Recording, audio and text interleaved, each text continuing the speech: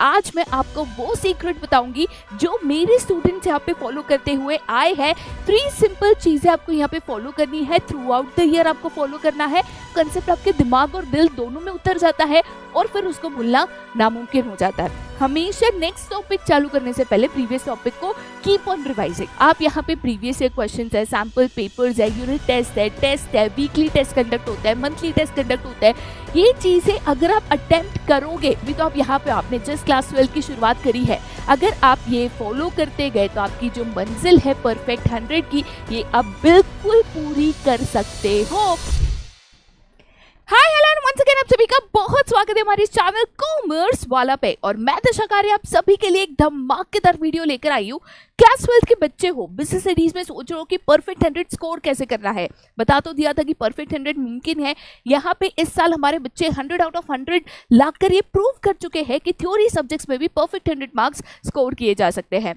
But आज मैं आपको वो सीक्रेट बताऊंगी जो मेरे स्टूडेंट्स यहाँ पे फॉलो करते हुए आए हैं, जो वो गारंटी के साथ कह सकते हैं कि भाई अगर आप ये चीजें फॉलो करते हो तो आप भी बिजनेस स्टडीज में द परफेक्ट 100 स्कोर कर सकते हो।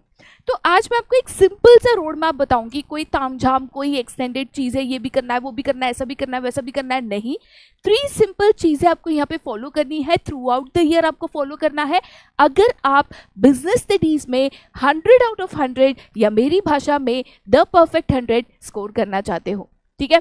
तो अगर मैं कहती हूँ कि लेटेस्ट से कि आप यहाँ पे सोच रहे हो कि बिजनेस स्टडीज की किस हिसाब से हम तैयारी करें कि हम इसमें यहाँ पे परफेक्ट 100 स्कोर कर सके, तो सबसे पहली चीज आपको जो यहाँ पे करनी है, देखो सिर्फ आपको 3 चीजें यहाँ पे फॉलो करनी है, बट तीनों चीजों में बच्चा कंसिस्टेंसी एंड डेडिकेशन चाहिए। तीनों चीजें आपको एकदम भाई साहब ईमानदारी से करनी है, ठीक है। सबसे पहली चीज जो आपको यहाँ पे करनी है that is learn and understand the concept. देखो एक चीज होती है जब आप कंसेप्ट को सुनते हो, रट्टा मारते हो, वो एक आदत होती है ना, सब बुक लेके टी पढ़ने की, ये आपको ना हटानी है। तो कोई भी कंसेप्ट या कोई भी थ्योरी को अगर आप पढ़ रहे हो, अगर आप रट्टा मारने जाओगे, बाय हार्ट करने जाओगे तो चीजें भूल जाओगे। उससे अच्छा है कि आप वो कंसेप्ट को समझो। भाई अगर आप वो कंसेप्ट को समझते हो ना तो कंसेप्ट आपके दिमाग और दिल दोनों में उतर जाता है और फिर उसको भूलना नामुमकिन हो जाता है। So always understand the concept, learn the concept. समझ के पढ़ने की कोशिश करो। नहीं समझता तो भाई डाउट पूछो, 4 बार पूछो, 10 बार पूछो, बट कोई भी कंसेप्ट को पहले आप अच्छे से समझो। समझने का बेस्ट तरीका होता है इसको रियल लाइफ एग्जाम्पल से रिलेट करना, जो आप डेली चीजें करते हो उसके साथ रिलेट करना, जो हम अपने क्लास में हमेशा करवाते हैं। एक बार आपने कंसेप्ट को समझ लिया, ठीक है, चलो ठीक है, मुझे अभी पता है मैनेजमेंट क्या है, मुझे पता है प्रिंसिपल्स ऑफ मैनेजमेंट क्या है, मुझे पता है बिजनेस एनवायरनमेंट क्या है, ठीक है, मैं इस कॉन्सेप्ट को समझ गई। बट अब सबसे बड़ी दिक्कत भाई हमारी जिंदगी में ना एक आदत होती है कि हम कोई भी चीज़ पढ़ते हैं, थ्योरी सब्जेक्ट स्पेशली जब हम पढ़ते हैं तो पढ़कर जब नेक्स्ट चैप्टर पे जाते हैं तो हम हो जाते हैं भूला। तो भाई ये भूला आपको अगर अवॉइड करना है, अगर आप, ये आपका एक चैलेंज है कि भाई मैं पढ़ तो लेता हूँ या पढ़ तो लेती हूँ बट मैं चीज़ों को भूल जाता हूँ, भाई मेरे को चीज़ें याद नहीं रहती। इसका एक ही नुस्खा, एक he tried and tested formula है कि हर चीज़ को कॉन्स्टेंटली आप रिवाइज करते रहो। रिविजन्स के लिए हम जनरली आपको रिविजन नोट्स दे देते हैं, माइंड मैप्स दे देते हैं, खुद के नोट्स आप बना सकते हो जो कि सबसे बेस्ट तरीका होता है। लेकिन पढ़ने के बाद कॉन्स्टेंट रिविजन यहाँ पे ज़रूरी है। एक चैप्टर हो गया उसको रिवाइज करो, फिर सेकंड हो गया उसको रिवाइज करो, फिर दोनों को साथ में रिवाइज करो। कॉन्स्टेंट रिविजन्स आपके यहाँ पे ज़रूरी है। अगर आप कोई भी सब्जेक्ट को, लेटे से बिजनेस स्टडीज़ को आप 1 घंटा पढ़ते हो तो 10 मिनट रिविजन के लिए रखो, 50 मिनट पढ़ने के लिए रखो। हमेशा नेक्स्ट टॉपिक चालू करने से पहले प्रीवियस टॉपिक को कीप ऑन रिवाइजिंग, ठीक है। तो आपने चीज़ों को समझ ली, रिवाइज करते रहोगे तो चीज़ें याद रह गई। अब बात आती है कि भाई एग्जाम में ना हमें चीज़ें आती तो है, मुझे आंसर पता तो है, बट लिखना कैसे है। और सीबीएसई बोर्ड से बिलोंग करते हो तो केस स्टडीज में होता है बड़ा पंगा। अब इसका एक ही सोल्यूशन है कि आप चीज़ों को ना यहाँ पे प्रैक्टिस करो।